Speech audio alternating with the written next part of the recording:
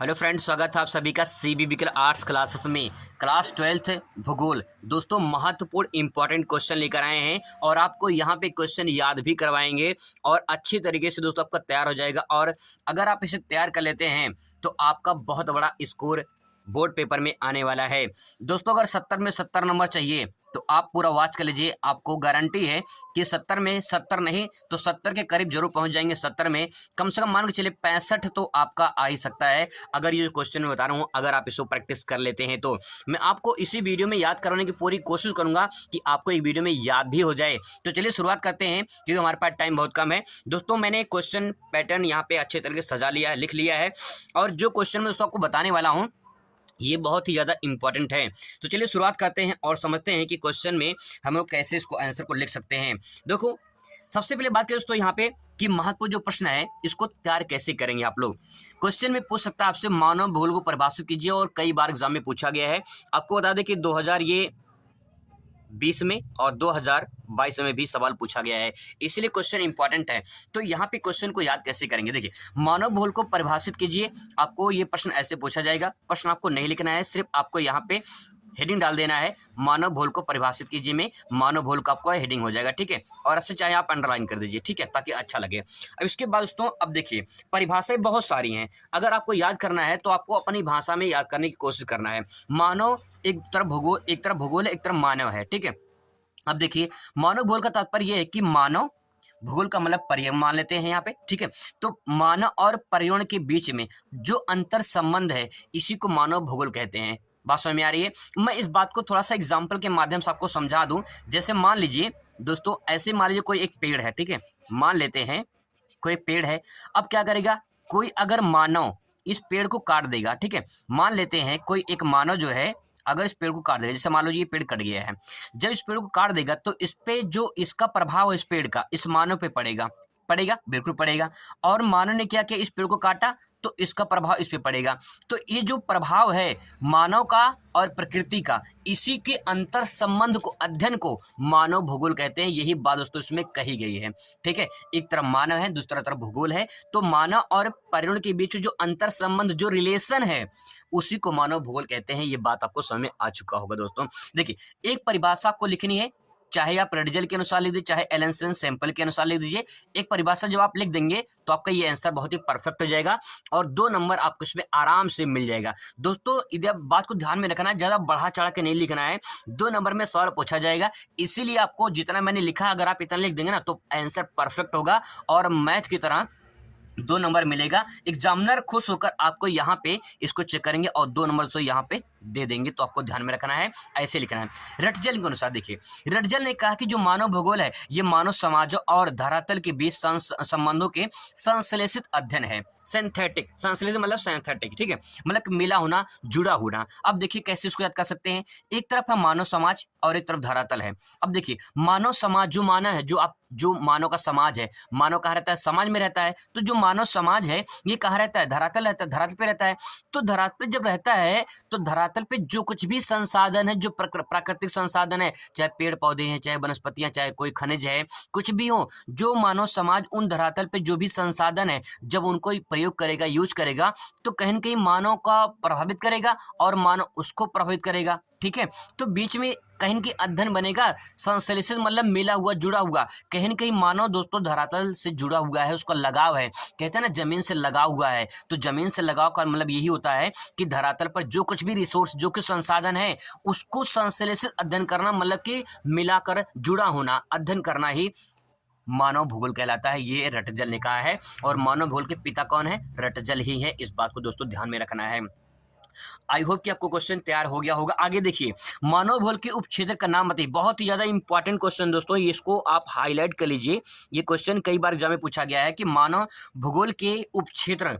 देखो मैं आपको 2 तरीके बता रहा हूँ कि एक तो आपसे उपक्षेत्र पूछ सकता है और एक तरफ से आपसे जो है पूछ सकता है क्षेत्र के बारे में, ठीक है। तो अगर बात करें क्षेत्र से पूछ ले तो मैंने यहाँ पे देखिए क्षेत्र लिखा है और यहाँ पे जो मैंने लिखा है ये सब क्या है, उपक्षेत्र हैं। तो क्षेत्र में बात करें तो यहाँ पे आर्थिक भूगोल हो गया, सामाजिक भूगोल हो गया, राजनीतिक भूगोल हो गया, ये सब क्षेत्र के अंतर्गत आएंगे, ठीक है, मानव भूगोल के क्षेत्र। इसके बाद अगर बात करें उप क्षेत्र में तो आर्थिक भूगोल के अंतर्गत जो आते हैं जैसे कृषि भूगोल हो गया, संसाधन भूगोल हो गया, पर्यटन भूगोल हो गया, ऐतिहासिक भूगोल हो गया, ये सामाजिक भूगोल में आ जाएंगे, और सांस्कृतिक भूगोल हो गया, ये सब क्या है, उप क्षेत्र हैं। आपसे 2 पूछा जाएगा या 3 पूछा जाएगा, आपको बस इतना लिखना है दोस्तों, जो यहाँ पे पूछा गया है आपको अगर 2 पूछा गया है तो 2 लिखना है, अगर 3 पूछा गया तो 3 लिखना है। इस बात को ध्यान में रखें, जितना पूछा गया उतना आप लिख कर आएंगे तो आपको बहुत बेहतरीन नंबर मिलेगा। अब दोस्तों देखिए अगला क्वेश्चन इंपॉर्टेंट क्वेश्चन है, संभववाद से आप क्या समझते हैं? संभववाद क्या है, संभववाद किसे कहते हैं? ये क्वेश्चन कई बार किसी तरीके से पूछ सकता है। आपको इतना ध्यान रखना कि संभववाद के बारे में पूछा जा रहा है, आपसे कितना पूछा जा रहा है, संभववाद के बारे में पूछा जा रहा है। देखिए बहुत ही सिंपल दोस्तों, किताब पढ़ेंगे आप, क्वेश्चन बैंक पढ़ेंगे तो बहुत सारी परिभाषाएं दी गई हैं, लेकिन जो मैं परिभाषा बता रहा हूँ बहुत ही सटीक परिभाषा दोस्तों बता रहा हूँ। अगर आप लिख देंगे तो गारंटी है आपको इसमें 2 नंबर तो मिल जाएगा, अगर 2 नंबर में पूछा गया है तो, ठीक है। पूरा दोस्तों पूरा नंबर मिलेगा, ये विश्वास करिए, भरोसा करिए आप, बस पूरा नंबर आपको मिल जाएगा। बस इतना समझिए कि कैसे लिखना है इसको। देखिए संभववाद, संभव का मतलब क्या करना है, देखो मानव ने क्या है, संभव कर दिया। जैसे मान लो मैंने आपको एग्जांपल दिया कि ये पेड़ है, ठीक है, मानव ने इस पेड़ को जब काट दिया तो मानव ने पेड़ को काट दिया तो मानव ने कुछ संभव कर दिया। मानव ने पेड़ों को काट कर हाईवे बना दिया है, ठीक है, मानव ने जो है पहाड़ों को काट कर सुरंग बना दिया है, ठीक है। तो कहीं ना कहीं मानव ने संभव तो कर दिया है, प्राकृतिक है, पहाड़ जो है प्राकृतिक है, पेड़ पौधे प्राकृतिक है, प्राकृतिक को मानव ने यूज करके जो है उसको कुछ ना कुछ अपने संसाधनों में उपयोग कर लिया है, अपने लिए उसको यूज कर लिया है। तो कहीं न कहीं दोस्तों मानव ने संभव बनाया, तभी तो संभववाद बना है, वही बात यहाँ पे कही गई है। अब देखिए परिभाषा कैसे लिखना है, प्राकृतिक शक्तियों की अपेक्षा, दोस्तों ध्यान में रखना, प्राकृतिक शक्तियों की अपेक्षा मानव शक्तियों की प्रधानता स्वीकार करने वाली विचारधारा संभववाद कहलाती है। इस बात को समझने की कोशिश करें दोस्तों। कहा गया है कि भाई प्राकृतिक शक्तियों की, संभववाद क्या है, संभववाद विचारधारा है। विचारधारा का मतलब तथ्य है, थॉट है, सोच, जो दिमाग में आपके विचार आ रहे हैं उसको आप प्रकट करिए किसी के सामने, तो वही क्या हो जाएगी, विचारधारा हो जाएगी। जो भी जुबान से आपकी आवाज निकल रही है, जो थॉट निकल रही है, जो आपके मन से जो विचार निकल रहे हैं, जो चिंतन निकल रहा है, वही दोस्तों विचारधारा कहलाती है। तो संभववाद की विचारधारा देने वाले वैज्ञानिक जो हैं उन्होंने कहा है प्राकृतिक शक्तियों की अपेक्षा मानव शक्तियों की प्रधानता स्वीकार करने वाली विचारधारा जो होती है वो संभववाद कहलाती है। बहुत ही सिंपल वर्ड में कहा गया है कि इसमें मानव पर जोर दिया गया है दोस्तों। इसमें क्या किया गया, मानव पर जोर दिया, मानव इसमें सर्वशक्तिमान है, मानव सब कुछ है, मतलब मानव इसमें सर्वशक्तिमान है, मानव ही सब कुछ है, इस बात को इसमें कहा गया है। तो वही प्राकृतिक शक्तियों की अपेक्षा मानव शक्तियों की प्रधानता स्वीकार करने वाली विचारधारा मानव जो है संभववाद कहलाती है। बहुत सिंपल परिभाषा में सकते हैं। उसी का जस्ट दोस्तों उल्टा निश्चयवाद पूछ लेगा आपसे कि निश्चयवाद को परिभाषित कीजिए, निश्चयवाद क्या है, इस बात से आपसे क्या समझते हैं, तो आपको इसको आंसर लिखना है। और कैसे लिखना है तो सोचिए ध्यान से, जस्ट इसका उल्टा कर दीजिए। निश्चय, निश्चय मतलब जो तय है, जो प्रकृति ने तय कर दिया है उसको दोस्तों कोई टाल नहीं सकता है, तो निश्चयवाद है ये। निश्चयवाद का मतलब इसमें देखिए प्राकृतिक शक्तियों की अपेक्षा मानव का प्रधानता है, लेकिन दोस्तों इसमें प्राकृतिक शक्तियों की, देखिए इसमें मानव शक्ति की अपेक्षा प्राकृतिक शक्तियों की प्रधानता स्वीकार करने वाली विचारधारा निश्चयवाद कहलाती है। मतलब इसमें कौन सर्वोपरि है, इसमें प्रकृति जो है वो सर्वोपरि है। इसमें प्राकृतिक जो है, प्रकृति को महत्व दिया गया है, प्रकृति जो है सर्वशक्तिमान है, इसके बिना मानव परिंदा भी पर नहीं मार सकता है, मतलब मानव कुछ नहीं कर सकता है। इस बात को ध्यान में रखना दोस्तों, यही इसमें बातें में कही गई है। आई हो दोस्तों कि आपको याद हो रहा होगा और आपको समझ में आ रहा होगा। आगे देखिए, नव निश्चयवाद से आप क्या समझते हैं, बहुत ही इंपॉर्टेंट है। नव निश्चयवाद है, न संभववाद को मानेंगे ना निश्चयवाद को मानेंगे। ध्यान में रखिए दोस्तों, ना संभववाद को मानेंगे ना निश्चयवाद को मानेंगे। ना हम मानव को सर्वशक्तिमान कर सकते हैं और ना हम प्रकृति को सर्वशक्तिमान कर सकते हैं, बल्कि इन दोनों के बीच में एक सेंटर पॉइंट बनेगा जिससे बोलेंगे नव निश्चयवाद। इन दोनों के मध्य में जो पॉइंट बनेगा उसे बोलेंगे नव निश्चयवाद। अब इसको समझने की कोशिश करते हैं। नव निश्चयवाद दोस्तों ये क्वेश्चन पूछ सकता है 4 नंबर में, और 4 नंबर आपको कैसे मिलेगा इस बात को समझिए कि 4 नंबर कैसे मिलेगा। जो पॉइंट बता रहा हूं दोस्तों उसको लिख लीजिए, नोट कर लीजिए उसको, आप आसानी से 4 नंबर पा जाएंगे। 4 नंबर पाना चाहते हैं, समझने की कोशिश करिए। नव निश्चयवाद की संकल्पना सर्वप्रथम दोस्तों भूगोलवेत्ता गिरफिथ टेलर ने दी। कौन से टेलर ने, वो टेलर नहीं जो कपड़ा सिलते हैं, बल्कि वो टेलर है गिरफिथ टेलर हैं, जिन्होंने नव निश्चयवाद संकल्पना प्रस्तुत किया है। ये संकल्पना है दोस्तों, ये विचारधारा जो है नव निश्चयवाद की, किसने प्रस्तुत किया, टेलर ने। यहां से एक क्वेश्चन बहुविकल्पी पूछ सकता है कि गिरफिथ टेलर ने कौन सी संकल्पना दी थी, तो नव निश्चयवाद की संकल्पना दी थी। या तो इसे रुको और जाओ, या इसे रुको और जाओ की संकल्पना भी कहते हैं, रुको और जाओ की। ये दोस्तों बहुत ही इंपॉर्टेंट है, इसको आपको ध्यान में रखना है। रुको और जाओ की संकल्पना किसने दी है, तो आपको ध्यान में रखना है किसने दी है, ये दी है दोस्तों गिरफिथ टेलर ने। बस इतना ध्यान रखना, टेलर ने दिया है तो आपको आसानी से याद हो जाएगा, ठीक है। अब देखिए कहा गया है इसमें, नवनिश्चयवाद की संकल्पना का जो है प्रसिद्ध भूगोलवेत्ता गिरफिथ टेलर ने दिया है। यह विचारधारा संभववाद और निश्चयवाद के मध्य मार्ग को दर्शाता है। तो ना तो संभववाद है ना तो निश्चयवाद है, बल्कि इन दोनों के मध्य को मार्ग को दर्शाता है, जिसे पर्यावरण निश्चयवाद भी कहा जाता है। आगे देखिए क्या कहा गया है दोस्तों, यहां भी देख सकते हैं टेलर ने रुको और जाओ का नाम दिया है इसे। रुको और जाओ का मतलब क्या है, इस बात को थोड़ा समझने की कोशिश करें, मैं आपको अच्छे से बताने की पूरी कोशिश करूंगा दोस्तों, ध्यान में रखिए बस। इस विचारधारा में कहा गया है कि ना संभववाद और ना ही निश्चयवाद है, बल्कि पर्यावरण के साथ तालमेल बैठाकर चलना है। दोस्तों बात अच्छी तरीके से लिखा गया है, यहाँ पे कुछ एग्जाम्पल के माध्यम समझा सकते हैं यहाँ पे, जैसे लाल बत्ती है, पीली बत्ती, हरी बत्ती है। इस बात को थोड़ा सा समझने की कोशिश करिए, इसको 2-4 लाइन में और लिख देना, वीडियो थोड़ा लंबा ना हो इसलिए मैंने पॉइंट को नहीं लिखा है।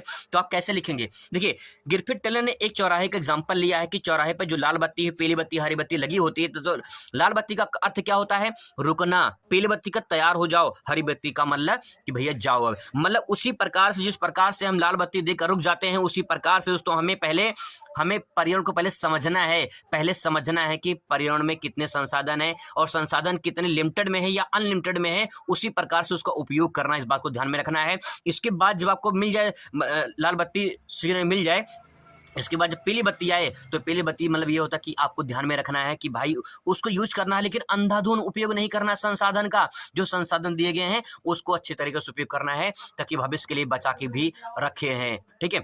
हरी बत्ती, अब भैया सिग्नल मिल गया है तो आप उसको उपयोग करते चले जाइए, ठीक है, आप उसको उपयोग करते चले जाइए और ध्यान में रखिए आने वाले भविष्य के लिए भी बचा के रखना है। आगे क्वेश्चन नंबर दोस्तों बहुत ही ज्यादा इंपॉर्टेंट है, इसको मार्क कर लीजिए, इंपॉर्टेंट प्रश्न है ये, कई बार एग्जाम में रिपीट हुआ है। जनसंख्या घनत्व को परिभाषित कीजिए, बस एक लाइन में समझने की परिभाषा कोशिश करिए, आसानी से आपको समझ आ जाएगा। जनसंख्या घनत्व का दोस्तों मतलब ये होता है, घनत्व का मतलब डेंसिटी यानी दबाव यानी भार कह सकते हैं हम, ठीक है।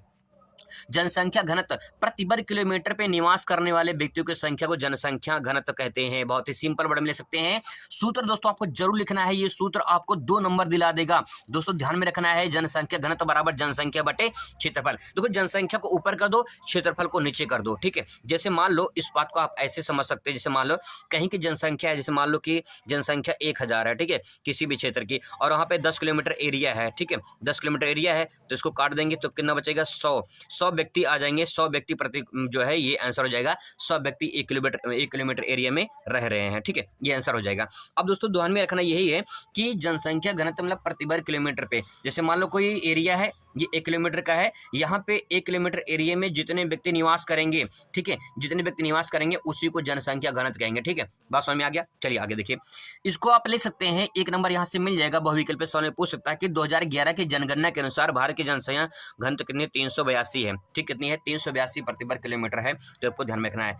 अगला क्वेश्चन यहाँ पे देख सकते हैं, बहुत ही इंपॉर्टेंट क्वेश्चन है, जनसंख्या परिवर्तन के 3 घटक कौन कौन से हैं। जनसंख्या परिवर्तन के 3 घटक, इसको मोस्ट इंपॉर्टेंट कर लीजिए दोस्तों, बहुत ही ज्यादा ये क्वेश्चन पूछा गया एग्जाम में और कई बार रिपीट हुए हैं, तो बहुत ही इंपॉर्टेंट है दोस्तों, ध्यान में रखना है। आगे देखिए, जनसंख्या परिवर्तन के 3 घटक मतलब कंपोनेंट, कौन कौन से ऐसे कारण है जो जनसंख्या को परिवर्तन करते हैं। परिवर्तन का मतलब बदलाव, जन्म दर, मृत्यु दर और प्रवास। देखिए समझने की कोशिश करिए, जैसे मान लो कि कोई एक क्षेत्र है, ऐसे देखिए, जैसे मान लीजिए कोई एक क्षेत्र है, ठीक है, यहाँ पे 1000 लोग रहते हैं, ठीक है। अब मान लीजिए 5 साल में यहाँ पे 200 लोग की मृत्यु हो गई, ठीक है, तो कहीं की जनसंख्या यहाँ पे कम हुई कि नहीं, परिवर्तन हुआ कि नहीं हुआ, जनसंख्या में बदलाव हुआ कि नहीं हुआ। तो जनसंख्या में अगर मान लो मृत्यु हो जाती है, तो मृत्यु हो जाती है 200 लोगों की, तो यहाँ पे कहीं परिवर्तन होगा, ठीक है। उसी प्रकार से जन्म दर देखिए, जन्म दर की बात करें, अगर मान लो 1000 जनसंख्या है, 5 सालों में यहाँ पे 2000 और बढ़ जाए, ठीक है, 2000 और बढ़ जाए, तो यहाँ पे 3000 जनसंख्या हो जाएगी 5 सालों में, तो 3000 जनसंख्या हो जाएगी, कहीं परिवर्तन होगा कि नहीं होगा, जनसंख्या में बदलाव होगा कि नहीं होगा, बदलाव बिल्कुल होगा। अब देखिए प्रवास का मतलब होता है एक स्थान से दूसरे स्थान पर चले जाना। तो भाई अगर मान लेते हैं कोई एक क्षेत्र यहाँ पे है, यहाँ पे 1000 लोग रह रहे हैं मान लेते हैं, ठीक है, यहाँ से लोग 500 लोग यहाँ पे चले आए, इस जगह पे चले आए, तो यहाँ पे प्रवास, एक जगह पे दूसरी जगह पे जाना ही प्रवास कहलाता है, तो जनसंख्या प्रभावित होगी। वही दोस्तों बात उसमें कही गई है, बहुत सिंपल वर्ड में आप समझ सकते हैं। देखिए आगे देखिए, जनसंख्या के वितरण को प्रभावित करने वाले कारक कौन कौन से कारक हैं, ये बात को ध्यान में रखना। 3 नंबर यहाँ पे क्वेश्चन मतलब 3 पॉइंट पे लिखा गया है, जलवायु है, उद्योग है, भूआकृति है, ये जनसंख्या के वितरण को प्रभावित करने वाले कारक है। मतलब जनसंख्या किस प्रकार से वितरण मतलब फैला हुआ है, वितरण मतलब बटा हुआ है, फैला हुआ है कहाँ कहाँ। जलवायु भी जनसंख्या को प्रभावित करती है। उद्योग, जहाँ पे उद्योग लगे होते हैं वहाँ पे जनसंख्या ज्यादा जाती है, ठीक है। आप सोच सकते हैं जहाँ पे कंपनी ज्यादा होती है, जहाँ पे जो इंडस्ट्रियल एरिया होते हैं वहाँ पे जनसंख्या प्रभावित होती है, वहाँ पे ज्यादा बसाव होता है। भूआकृति, भूआकृति मतलब ये होता है कि जैसे मान लो ये पठार है, ठीक है, ये मान लो पर्वत है, ठीक है, और यहाँ पे मान लेते हैं ये पठार है, और ये जो है मैदान हम मान लेते हैं, ठीक है। तो आपको मैदान पे जनसंख्या ज़्यादा देखने को मिल जाएगी, यहाँ पे जनसंख्या जो है आपको ज़्यादा देखने को मिलेगी, लेकिन आपको पर्वत पे यहाँ पे जनसंख्या नहीं मिलेगी, कम मिलेगी, और यहाँ भी जो है जनसंख्या आपको कम देखने को मिलेगी। तो सवाल ये है कि भू आकृति मतलब भू की बनावट, पर्वत पठार मैदान, पर्वत पठार मैदान पे जनसंख्या आपको अलग अलग देखने को मिल जाएगी। यही भूआकृति विज्ञान मतलब कि भूआकृति है, इसकी भी जनसंख्या करके प्रभावित होती है। तो 3 पॉइंट आप इससे लिख सकते हैं। आगे देखिए, जनसंख्या नियंत्रण के उपाय बताइए। जनसंख्या नियंत्रण के बहुत सारे उपाय हैं। बात करें तो परिवार नियोजन, हम दो हमारे दो या हम दो हमारे एक अपना सकते हैं। गर्भ निरोधक उपाय बहुत सारे ऐसे होते हैं, गोलियां, उसके लिए जो है शिक्षा का प्रसार करना है। शिक्षा का प्रसार करेंगे तो भैया कहेंगे जनसंख्या वृद्धि उससे जो है वो कम किया जा सकता है। आगे देखिए दोस्तों, यहाँ पे अगला क्वेश्चन बता दे रहा हूँ मैं। अगला जो क्वेश्चन है बहुत ही इंपॉर्टेंट क्वेश्चन है, आपको मैं दिखा दे रहा हूँ। अगर इसको पीडीएफ भी चाहिए तो पीडीएफ भी आपको अवेलेबल करवा देंगे, घबराना नहीं, बिल्कुल नहीं है, ठीक है। देखिए, जनसंख्या संगठन से आप क्या समझते हैं, बहुत ही इंपॉर्टेंट क्वेश्चन। जनसंख्या संगठन से हम क्या समझते हैं, ध्यान में रखिएगा। जनसंख्या संगठन, जनसंख्या संगठन से तात्पर्य है जनसंख्या की विशेषताओं से है। विशेषताओं का मतलब ये है कि जैसे जाति, धर्म, आवास, आयु, लिंग, व्यवसाय आदि के रूप में भिन्न हो। जनसंख्या संगठन कंपोजिशन है जी, ठीक है। पॉपुलेशन कंपोजिशन दोस्तों बात करें तो यहाँ पे जनसंख्या में किस प्रकार से बदलाव देखने को मिलते हैं। जाति के आधार पर जनसंख्या आपको अलग देखने को मिलेगी, धर्म के आधार पर, आवास के आधार पर, आयु के आधार पर, लिंग के आधार पर, व्यवसाय के आधार पर, जो ये अलग अलग देखने को मिलेगा उसी को दोस्तों कहते हैं जनसंख्या संगठन, ठीक है। एक लाइन में लिख सकते हैं परिभाषा। आगे देखिए, लिंगानुपात परिभाषा बहुत ही ज्यादा इंपॉर्टेंट है, इसको आप मोस्ट इंपॉर्टेंट कर लीजिए, क्वेश्चन कई बार पूछा गया, रिपोर्ट हुआ, ठीक है। लिंगानुपात देखिए, लिंगानुपात को परिभाषित कीजिए। लिंगानुपात कैसे परिभाषित करेंगे 1000 पुरुषों पर महिलाओं की संख्या को लिंगानुपात कहते हैं। अगर आपको समझ में ना आ जाए तो समझ लेना, जब एग्जाम हॉल में बैठे रहना तो आप समझना कि आपके उस क्लास में, आपके क्लास में कितने महिलाएं और कितने पुरुष, मतलब कितने लड़के कितने लड़कियां हैं, उन दोनों का जो अनुपात होगा, लड़कों और लड़कियों को जो अनुपात होगा दोस्तों वही लिंगानुपात है, ठीक है। आगे देखिए, सूत्र लिख सकते हैं। भारत में जो सूत्र है इसका, स्त्री की संख्या मतलब स्त्रियों की संख्या बटे पुरुषों की संख्या गुणे 1000, ये दोस्तों एक फार्मूला है, इसको ले देंगे तो पूरा नंबर में आपको यहाँ पे में मिल जाता है, ठीक है। तो दोस्तों ये 11 क्वेश्चन था, बाकी मैं और क्वेश्चन बताऊंगा ताकि वीडियो जो है लंबा ना हो जाए, आप बोर भी ना हो। ये क्वेश्चन दोस्तों अगर तैयार कर लेते हैं तो यहाँ से क्वेश्चन दोस्तों पक्का एग्जाम में आपके आने वाले हैं, और आप इसे अगर तैयार करते हैं तो आपको फायदा भी मिलेगा, ठीक है। बाकी हम लोग दूसरे वीडियो में रिविजन करेंगे, प्रैक्टिस करेंगे ताकि जो है आप अच्छा स्कोर कर सके। Thanks for watching.